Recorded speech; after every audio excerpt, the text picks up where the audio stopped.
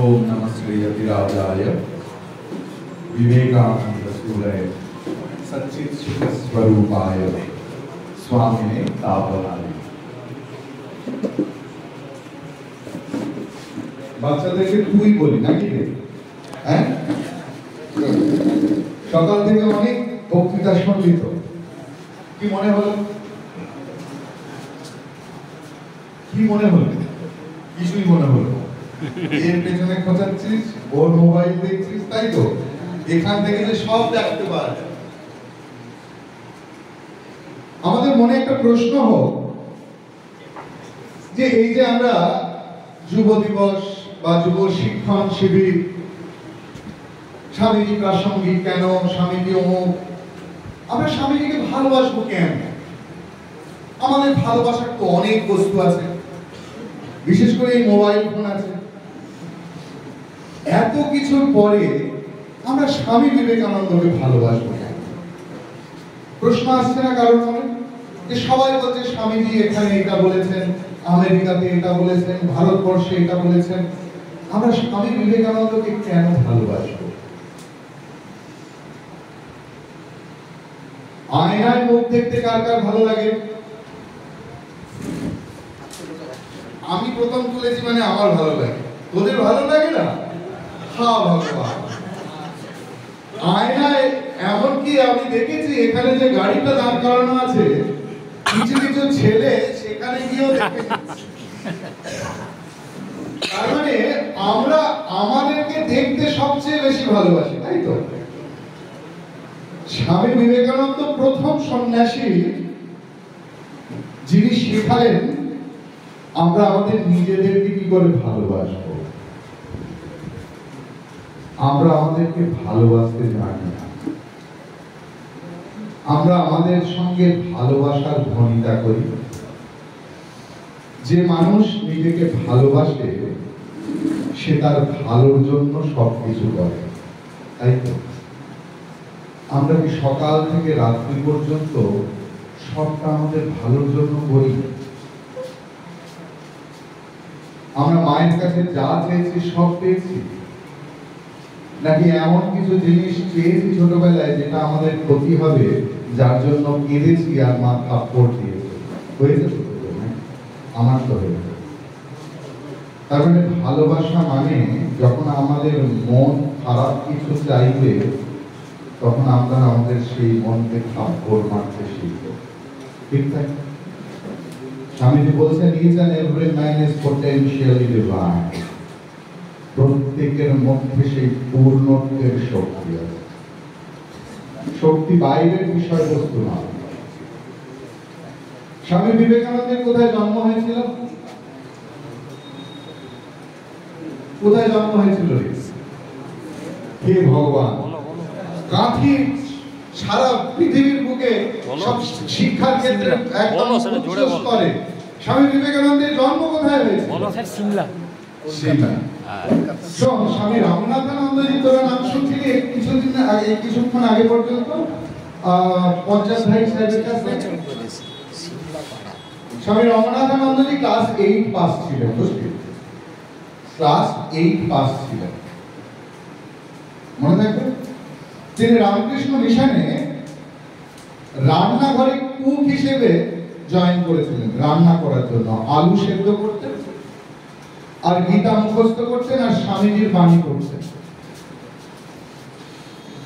স্বামীজিকে ভালোবাসলে কি হয়? স্বামীজিকে ভালোবাসলে একজন ক্লাস 8 পাস করা ছেলে স্বামী রঙ্গনাথানন্দজি হয়ে উঠতে পারেন, যার মৃত্যুর এত বছর পরেও আমরা যার সম্বন্ধে আলোচনা করি। স্বামীজিকে ভালোবাসলে রঙ্গনাথানন্দজি হয়ে ওঠা যায়, যিনি ক্লাস 8 পাস করেও 30 বছর ধরে ভারতের কালচারাল অ্যাম্বাসেডর ছিলেন, যিনি 14টা ভাষা জানতেন, যিনি পৃথিবীকে অন্তত 100 বার প্রদক্ষিণ করেছেন। স্বামীজিকে ভালোবাসলে এটা করা যায়। তাহলে বোঝা যাচ্ছে স্বামীজিকে ভালোবাসলে, স্বামীজিকে আমরা ভালোবাসলে কি হবে না? রীতা চন্দ্র বলে প্রথম শেষ রবীন্দ্রনাথকে একজন ইন্টারভিউ নিতে গিয়েছিলেন। তার আগের কথা বলি, আকাকুরা বলে একজন ছিলেন, জাপান থেকে এসেছিলেন। তিনি স্বামী বিবেকানন্দকে বলছেন যে আমাকে জীবনের শিক্ষা দিন। স্বামী 39 বছর বয়সী বলছেন যে দেখো, আমি আমার জীবনের মনে হচ্ছে শেষ পর্যায়ে চলে এসেছি। তুমি রবীন্দ্রনাথের কাছে যাও, রবীন্দ্রনাথ জীবনের অনেক কাছাকাছি থাকে। আর রবীন্দ্রনাথ তাকে কি মন্ত্র দিলেন জানেন? যদি ভারতবর্ষকে জানতে চাও তাহলে স্বামী বিবেকানন্দকে জানতে হবে। স্বামী বিবেকানন্দ আমাদের জীবনের প্রথম সন্ন্যাসী সারা পৃথিবীতে, যিনি বললেন যে মন্দিরের যে দেবতা তারা থাক, মানুষ তোমাদের দেবতা হোক, ভারতবর্ষ তোমার দেবতা হোক, ভারতবর্ষের ধূলিকণা তোমার চন্দন হয়ে উঠুক পুজো।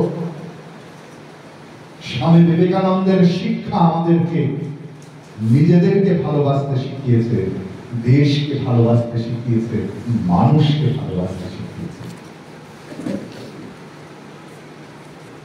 ম্যাকলাউড বলে একজন স্বামীজির বন্ধু ছিল, আমেরিকান মহিলা। তিনি তাকে দীক্ষা দেননি। তিনি যখন খুব কাঁদতে কাঁদতে বলছেন যে আমাকে তো কিছু দীক্ষা দাও, আমাকে কিছু মন্ত্র দাও, তখন তিনি বললেন ভারতবর্ষ তোমার জপের মন্ত্র হোক। ম্যাকলাউড বিয়ে করেন। তাকে জিজ্ঞাসা করা হয়েছিল আপনি আমেরিকান, আপনি তো বিয়ে করেননি কেন? বলছেন স্বামী বিবেকানন্দের মতো একজন পার্সোনালিটিকে দেখার পরে আর কোনো পুরুষ মানুষ মনে ধরে না। Our personality should be like this.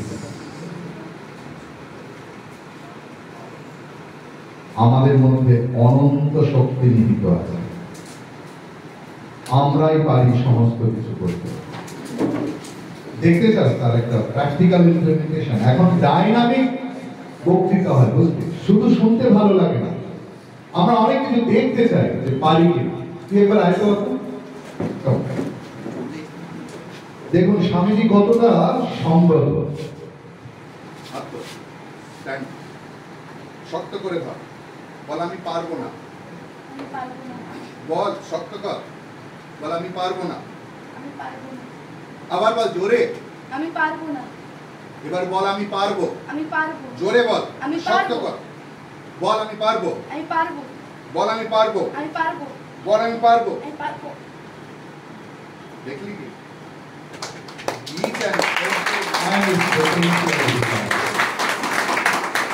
আমাদের মধ্যে সেই অনন্ত শক্তি লুকিয়ে আছে। স্বামী বিবেকানন্দ এসেছিলেন আমাদের মধ্যে সেই অনন্ত শক্তিকে জাগিয়ে দিতে। তাই স্বামী বিবেকানন্দকে ভালোবাসা মানে নিজেদেরকে নতুন করে ভালোবাসা। তাই যখন তিনি আমেরিকা যাচ্ছেন, যখন রাজা মহারাজারা টাকা দিয়েছেন তার যাওয়ার জন্য, তিনি ফিরিয়ে দিলেন। চেন্নাইয়ের যুবকদের বললেন যে ঘরে ঘরে যাও, ভারতবর্ষের মানুষের থেকে টাকা ভিক্ষে করে নিয়ে স্বামী তাদের জন্য যাচ্ছি। সেই মানুষটা আমাদের জন্য রক্তকর্ম করেছে, আমাদেরকে শিখিয়েছেন ভালোবাসতে ভালোবাসতে ভালোবাসতে নিজেকে, এবং ঈশ্বর সত্তা মানুষের মধ্যে দেখতে।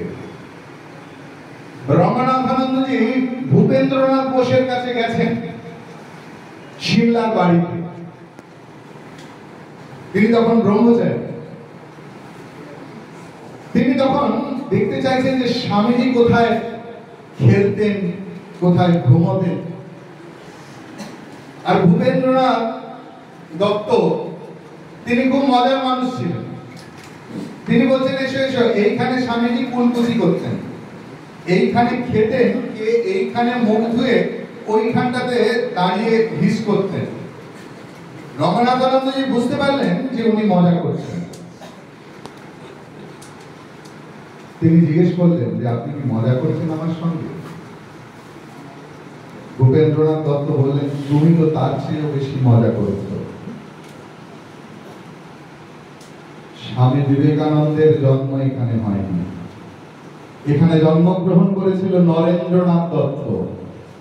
স্বামী বিবেকানন্দ জন্মগ্রহণ করেছিলেন দক্ষিণেশ্বরের সেই পশ্চিম দিকের ঘরটিতে। যদি স্বামী বিবেকানন্দের জন্মস্থান দেখতে হয় তাহলে যেতে হবে সেখানে। স্বামী বিবেকানন্দকে ভালোবাসতে আমরা বুঝতে পারবো আমাদের জীবনে শিক্ষকের মূল্য কত। শিক্ষক ছাড়া আমরা কেউ একটা মুহূর্ত নড়তে পারি না। তাই তিনি সমস্ত জায়গায় বলছেন যে আমি এই বক্তব্যের মধ্যে যদি কিছু ভালো বলে থাকি, যা কিছু ভালো লাগিয়েছে সব আমার শিক্ষকের দেওয়া। স্বামী বিবেকানন্দের জীবন মানে একটা কৃতজ্ঞতার জীবন। তিনি প্রথম ভারতীয় যিনি পাশ্চাত্য ভোগ ভূমিতে গিয়ে ভারতবর্ষের দৈন্যতার কথা ভাবছেন। আমেরিকায় গিয়ে খাটে শুতে পারছেন না, যখন দেখছেন ভারতবর্ষের মানুষ মাটিতে ঘুমোয়, তাদের দুবেলার অন্ন নেই, সেই মানুষটা বিছানার চাদরকে মেঝেতে এনে শুচ্ছে। ভারতবর্ষকে চিনতে শেখায় আমার বিবেকানন্দ। তোমরা আরো বেশি বেশি করে বিবেকানন্দকে পড়ো, তবে তোমরা জানতে পারবে তোমাদের দেশের কথা। তার কারণ আমাদের সব সময় মনে হয় যে পাশ্চাত্য দেশ যা করছে তাই ভালো। তাহলে তোমাদের জানতে হবে ইউরোপ, আমেরিকা, ইংল্যান্ড, ফ্রান্স, পৃথিবীর আজকের সবচেয়ে বড় বড় দেশের স্কুলেতে সংস্কৃত শিক্ষা বাধ্যতামূলক করেছে। তাহলে তোমাদের সেটাও করতে হবে। আজ যে তোমরা শুনলে সংগাচ্ছাধ্বম সংবাদাধ্বম সম্ভবনাম সিজানতাম, যা ঋগ্বেদের সংজ্ঞা সূত্র থেকে, তা সেখানে বাধ্যতামূলক। সেখানে ছেলেমেয়েরা, আমি নিজে বিদেশে গিয়ে দেখেছি, ছেলেমেয়েরা সাংঘাতিক ভাবে তারা সংস্কৃত জানে। তারা খাওয়ার আগে আমি অবাক হয়ে শুনছি, বিশ্বাস করুন, তারা জানে যে গীতার ৫ম অধ্যায় পড়তে হয়। বাচ্চারা সংস্বরে পড়ছে ঊর্ধ্বমূলমধঃসাখম অশ্বত্থম প্রাহুরব্যয়ম ছন্দাংসি যস্য বর্ণানি যস্তাও বেদ স বেদবিদ। বিবেকানন্দ প্রবেশ করেছে তাদের মধ্যে। যে ছাত্রের জীবনে বিবেকানন্দ প্রবেশ করেছে তার জীবনের সামগ্রিক উন্নতি প্রবেশ করেছে। তার কারণ যে মানুষ নিজেকে ছেড়ে অন্যকে ভালোবাসতে শিখেছে সেই ঠিক ঠিক মানুষ হয়েছে। আমরা জানি দেবতা আর অসুর, জানি তো। একবার দেবতা আর অসুর সবাই তারা ভাবতে শুরু করলো যে দেবতাদের কেন সবাই পুজো করে, ওই অসুরদের তো কেউ পুজো করে না।